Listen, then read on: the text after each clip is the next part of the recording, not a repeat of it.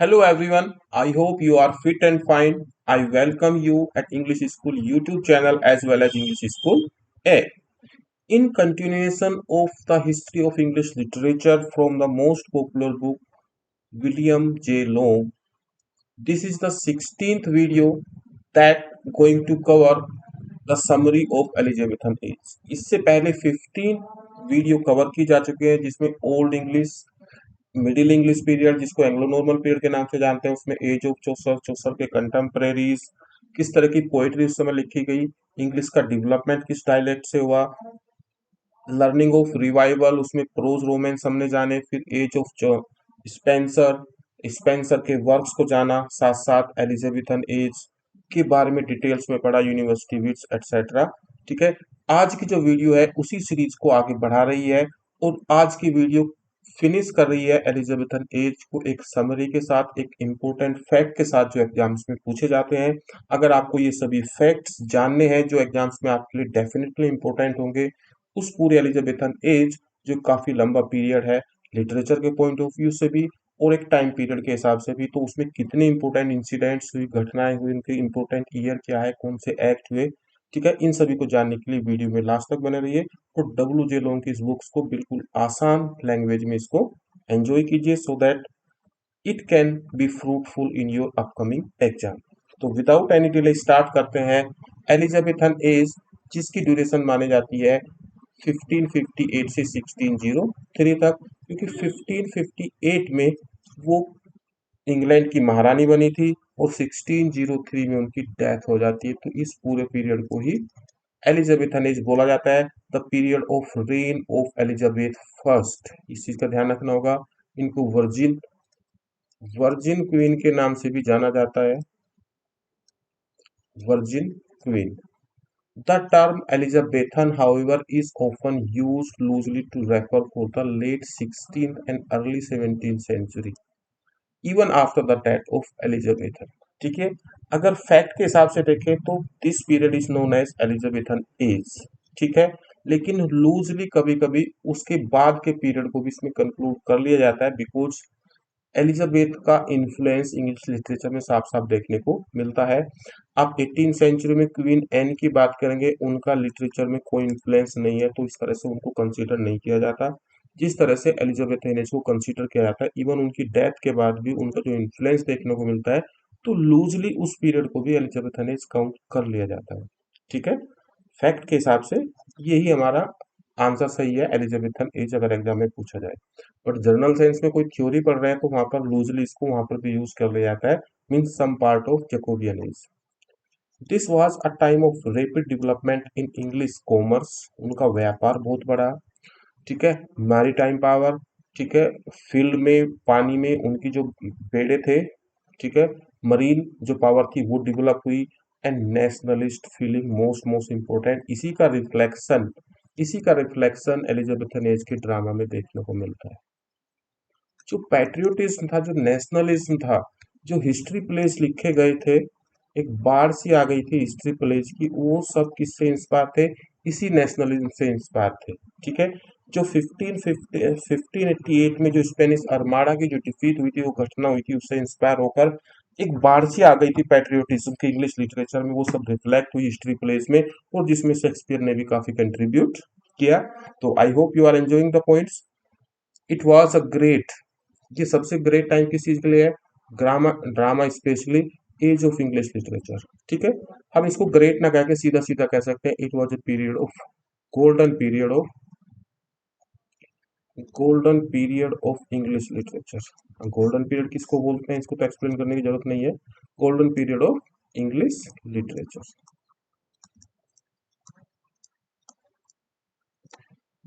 Exact में जो golden period की शुरुआत हुई थी तो 1579 में आई थी जब स्पेंसर का स्पेशल सेफर्डस कैलेंडर आया था।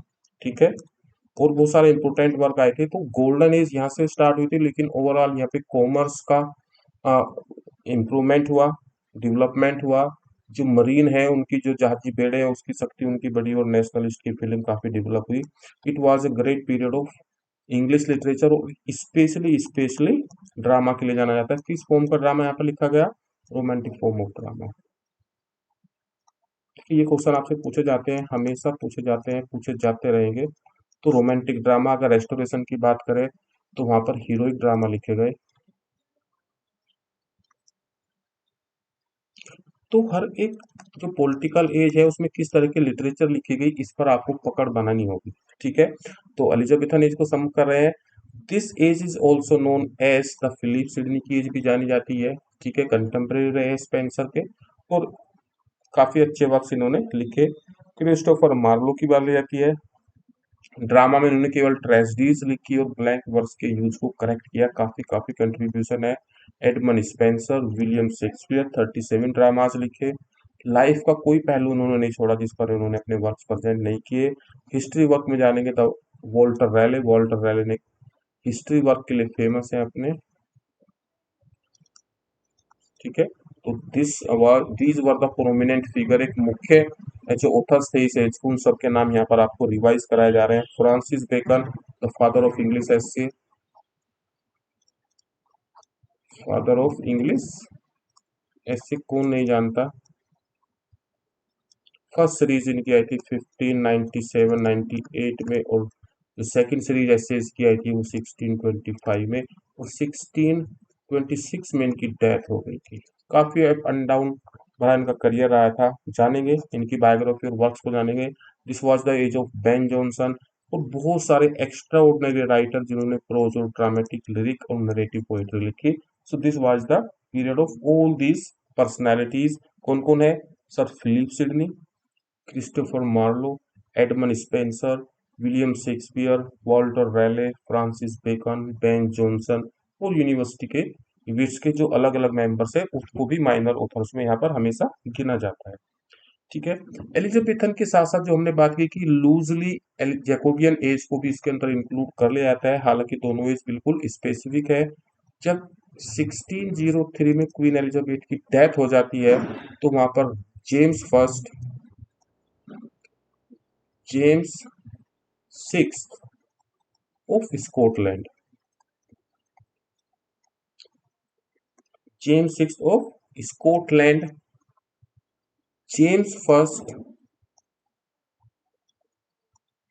ऑफ इंग्लैंड के नाम से सिंहासन पर बैठे। किसके? इंग्लैंड और स्कॉटलैंड के दोनों का कंबाइंड रूल चला यहाँ पर।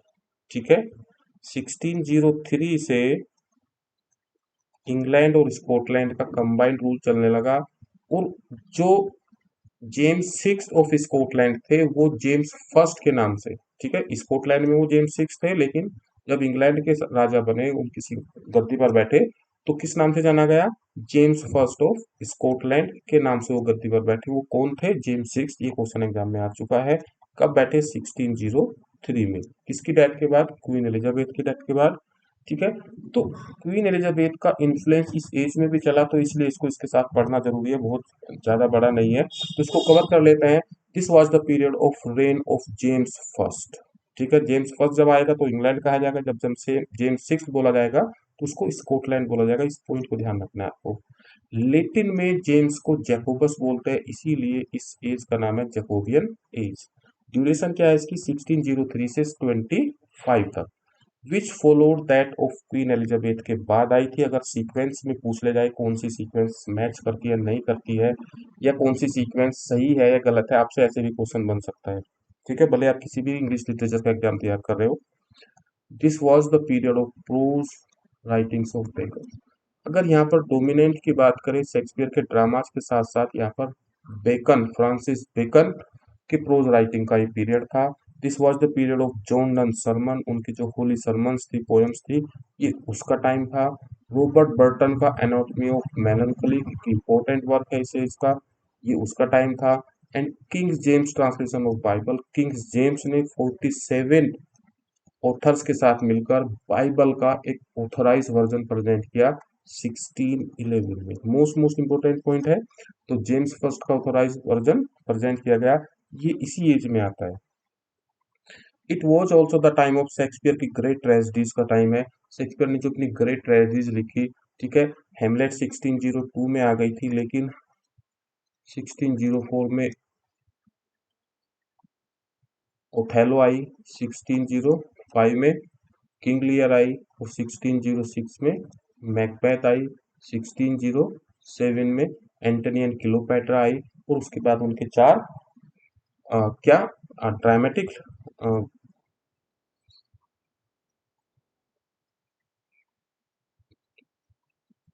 माइंड से स्लिप हो गया नाम, किस क्या जोनर बोला जाता है, ड्रामेटिक रोमांस। ठीक है, ड्रामेटिक रोमांस उन्होंने वहां पर प्रेजेंट किए। जो चार है, सिम्बेलिन है, टेम्पेस्ट है, विंटर्स टेल है, एंड कोरियोलेनस। सॉरी, कोरियोलेनस तो रोमन प्ले की कैटेगरी में आता है। पेरिक्लस। ठीक है, इतना डिटेल में जाने की जरूरत नहीं थी, चीजें स्लिप हो गई।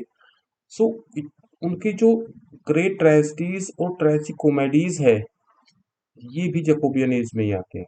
ठीक है, and of major writing of other notable poet जो इन्होंने लिखा है वो जॉन डन थे। इस एज के जैकोबियन एज के जो नोटेबल राइटर्स थे, शेक्सपियर को अगर अलग रख के बात करें, जॉन डन थे, बेन जॉनसन थे, ठीक है, माइकल ट्राइटन थे, लेडी मैरी वर्थ थी, एंड सन फ्रांसिस ब्यूमोंट था, जॉन फ्लेचर थे, जॉन वेबस्टर्स थे, and George Chapman and Thomas Milton. तो these were the prominent writers of this age. The most important segment of this video is this कि अक्सर exam में कुछ facts पूछे जाते हैं। और पूरी एलिजाबेथन एज 1558, जिसको हम जैकोबियन एज के साथ अगर समझे तो 1625, इन दोनों को मिलाकर क्या बन जाती है, शेक्सपियरन एज। तो चूंकि हम शेक्सपियर को नहीं पढ़ रहे हैं, हिस्ट्री पढ़ रहे हैं, हिस्ट्री पढ़ रहे हैं, तो इसमें हिस्टोरिकल जितने भी मेजर इंसिडेंट है उन सबको वो कवर कर रहे हैं, आपको एक्सप्लेन करेंगे। तो बी फोकस्ड, आप इसको प्रिपेयर करें। सो एलिजाबेथन, क्वीन एलिजाबेथ, जिनको वर्जिन क्वीन के नाम से भी जाना जाता है, उन्होंने कभी शादी नहीं की थी। तो कब महारानी बनी, 1558 में। वो हेनरी 8 की बेटी थी, क्वीन एलिजाबेथ फर्स्ट। और उनका जो पीरियड चला, उनका लाइफ स्पैन जो है वो 1603 तक चला। तो 1603 में उनकी डेथ हो जाती है, ये ईयर भी इंपॉर्टेंट हो जाता है। और अगर लिटरेचर के पॉइंट से देखें, गोरबोडक जिसका दूसरा टाइटल है फेरेक्स एंड पोरेक्स, जो इंग्लिश लिटरेचर की फर्स्ट ट्रेजेडी है। और फर्स्ट ट्रेजेडी के साथ साथ ये फर्स्ट ब्लैंक वर्स वर्क भी है। वर्क ना बोल के मैं इसको करेक्ट करना चाहूंगा, फर्स्ट ब्लैंक वर्स ड्रामा, गोरबोडक। कब प्रेजेंट किया था, इसकी परफॉर्मेंस 1562 में हुई थी। ठीक है, इसको कंप्लीट कर लिया गया था विलियम हेनरी हडसन के हिसाब से 1561 में, लेकिन पब्लिकल जो परफॉर्मेंस थी डब्ल्यू जे लॉन्ग की वर्ड बुक में, वो ये ईयर है। और मोस्ट ऑफ द सेक्शन उसी को बेस बनाकर प्रेजेंट किया जा रहा है, डब्ल्यू जे लॉन्ग। फिर भी एक्स्ट्रा इन्फॉर्मेशन दे दी, कोई कंफ्यूजन आपको ना हो एग्जाम में, बाई चांस ये ऑप्शन ही ना आए तो ये आ जाए।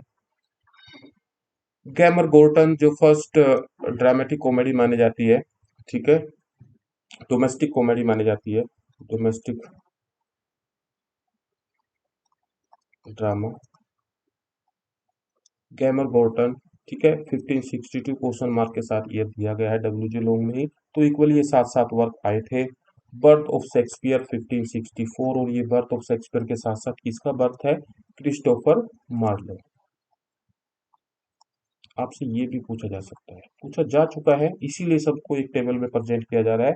तो 1564 वो ईयर है जहां पर मार्लो और विलियम शेक्सपियर का बर्थ हुआ था। और मोस्ट मोस्ट इम्पोर्टेंट जो घटना हुई थी इस एज की, वो थी स्पेंसर का सेफर्डस कैलेंडर, जो ये कलेक्शन है पेस्टोरल पोएम का। 250 साल के बैरन पीरियड के बाद इंग्लिश में कुछ अपना लिखा गया, और वो भी पेस्टोरल फर्स्ट वर्क था, जो आया था 1579 में। तो यहीं से बिगिनिंग होती है golden period of English literature की। जो गोल्डन एज इंग्लिश लिटरेचर की है उसकी शुरुआत 1579 से मानी जाती है।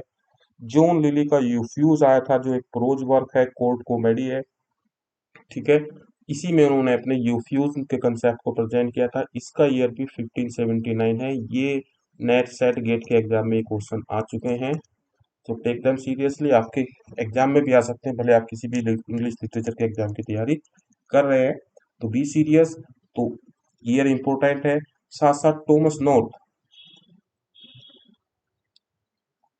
नॉर्थ का वर्क था प्लूटार्स लाइफ, प्लूटार्स लाइफ जिसको पैरेलल लाइफ के नाम से भी,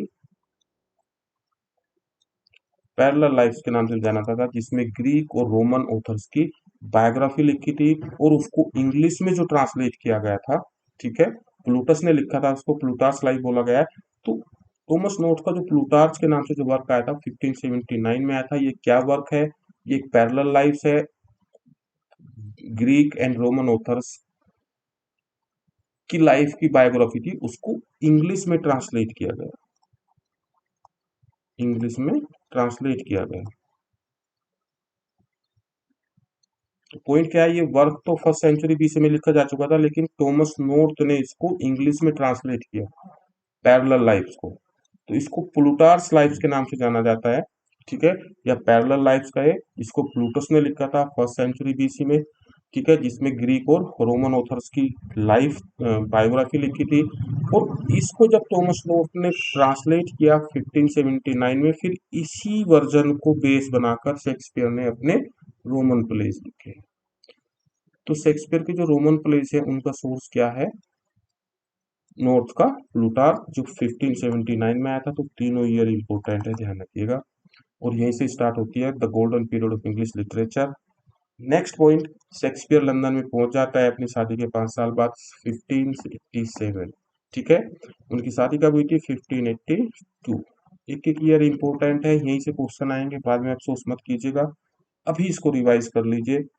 मार्लोज की जो फर्स्ट ग्रेट ट्रेजेडी थी, ग्रेट ट्रेजेडी थी ये टम्बरलाइन, ये आई थी 1587, ठीक है। जिस जिस कोर्स में मार्लो है वहां पर ये क्वेश्चन आ चुका है, कितनी बार आ चुका है, ठीक। ऐसे ही जैसे शेक्सपियर के हेमलेट के बारे में पूछा जाता है, मार्लो के टम्बरलाइन के बारे में भी पूछा जाता है। डिफीट ऑफ स्पेनिश आर्माडा एक पॉलिटिकल बहुत बड़ी घटना थी, जिसमें स्पेनिश आर्माडा जो जहाजी बेड़ा था उसको हरा दिया गया था। ये घटना कभी 1588 में, इंग्लिश लिटरेचर का कोई एग्जाम नहीं जिसमें ये ईयर ना पूछा गया हो अभी तक।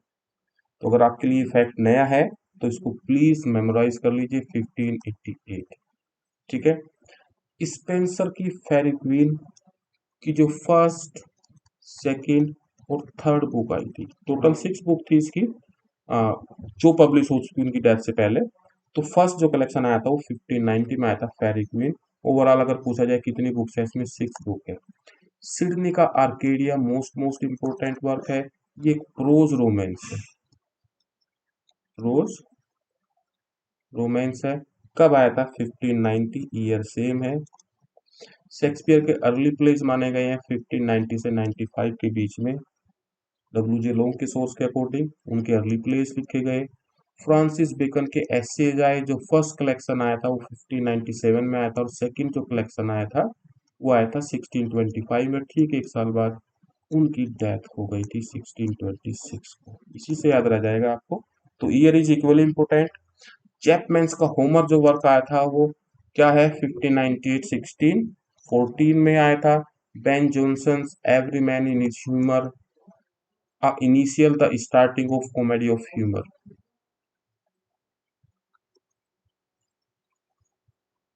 कॉमेडी ऑफ ह्यूमर, जैसे कॉमेडी ऑफ मैनर होता है, कॉमेडी ऑफ ह्यूमर है, ठीक है। इसकी शुरुआत बेन जॉनसन ने की थी और वर्क आया था इनका every man in his humour, पूरा नहीं लिखा है, ये आया था 1598। Year is important. शेक्सपियर की ट्रेजेडीज का पीरियड है वो 1600 से 1607 तक माना जाता है, ठीक है, हम डिस्कस कर चुके हैं। हेमलेट से लेकर मैकबेथ तक उनकी 4 ग्रेट ट्रेजेडीज थी, इक्वल उनके जो प्रॉब्लम्स प्ले थे, मेजर फॉर मेजर एटसेट्रा, तो वो सब इसी फेजेस में आए हैं। James first become the crown, queen Elizabeth की डेथ हो जाती है और वो 1603 में वहां के राजा बन जाते हैं। कौन थे ये? जेम्स सिक्स्थ ऑफ स्कॉटलैंड, ठीक है। तो जैकोब जेम्स फर्स्ट के नाम से इंग्लैंड के राजा बनते हैं, और जो ड्रामा कंपनी लॉर्ड चिम्बरलेंस उसका नाम बदल कर ये क्या कर देते हैं? Kingsman. Most most important point, इन्होंने एक एक्ट पारित किया था कि आपको गॉड से अगर कनेक्ट होना है तो गॉड के एक रिप्रेजेंटेटिव के रूप में राजा ही उसका उत्तराधिकारी होता है, राजा ही उसका एक माध्यम हो सकता है चर्च के साथ साथ, ठीक है। तो divine right of the Kings उनको परमिशन देता है ताकि लोग राजा से डरे, सम्मान करे और उसका कहना माने, भले ही वो चीज़ सही हो रही है गलत, लेकिन राजा का इतनी पावर होनी चाहिए। तो इस तरह से उन्होंने डिवाइन राइट ऑफ किंग्स था जो काफी समय तक चला। इसको कब खारिज किया गया, आप मुझे कमेंट सेक्शन में बताइए। ठीक है, डिवाइन राइट ऑफ किंग्स कब आया था? मोस्ट मोस्ट इंपोर्टेंट ईयर है 1604 में आया था। ठीक है, राजा बनने के ठीक एक साल बाद। बेकन का एडवांसमेंट ऑफ लर्निंग प्रोक्लेम्ड आया था 1605 में, गन पाउडर प्लेट जिसको बेस बनाकर मैकबेथ लिखा गया था। ठीक है, शेक्सपियर का मैकबेथ इसी घटना पर बेस्ड है। तो ये घटना कब हुई थी? गन पाउडर प्लॉट 1605 में। Settlement of James town 1607। अगर आपको ये नया है तो मैं आपको बता दूं, first permanent settlement in north America. ठीक है, अमेरिका में ब्रिटिश और का पहला फर्स्ट परमानेंट सेटलमेंट हुआ। एक तरह से आप याद रखने के तौर पर इसको कह सकते हैं, जैसे ईस्ट इंडिया कंपनी एस्टेब्लिश हुई थी इंडिया में, वो कब सेटल हो गई थी? 1600 में।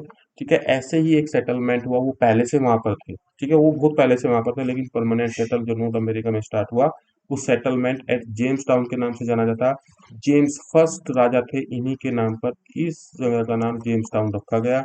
ठीक है, और जो कंपनी थी वो वर्जीनिया कंपनी थी, और वर्जीनिया रिप्रेजेंट करता क्वीन एलिजाबेथ को। तो सेटलमेंट ऑफ जेम्स टाउन एक इंपॉर्टेंट घटना है। ठीक है, 1607। बर्थ ऑफ मिल्टन 1608, आप सबको मालूम होगा। जैकोबियन एज में आता है। The translation of king James version, king James first का जो वर्जन है बाइबल प्रेजेंट की, उसको बोला जाता है किंग जेम्स वर्जन बोला जाता है, ऑथेंटिक वर्जन बोला जाता है। कब प्रेजेंट हुआ था? 1611 में। मोस्ट मोस्ट इंपोर्टेंट ईयर है।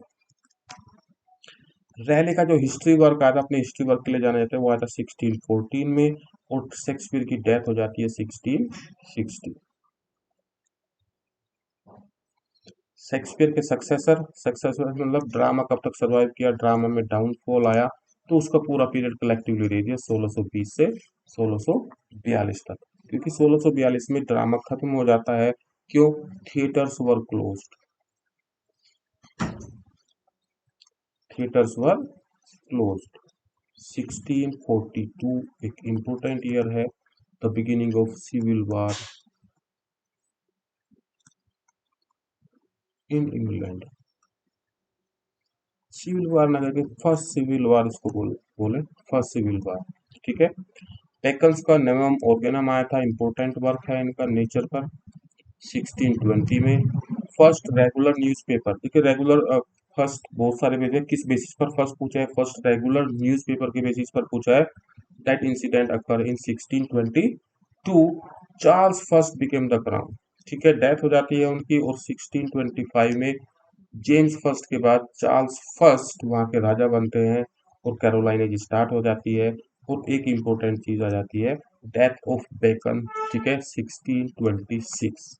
सो this was the conclusion of Elizabethan age, और उसके साथ साथ हमने जैकोबियन एज को भी कर लिया है। तो these important year are really important, so kindly revise and make a list. एक भी आंसर आपका गलत नहीं होना चाहिए। ठीक है, तो डब्ल्यू जी लिंक को सोर्स बनाकर आपको प्रेजेंट की गई है। कोई भी इश्यू है तो कमेंट सेक्शन में बताइए। Next we will begin the Caroline age and commonwealth age and restoration neoclassical as.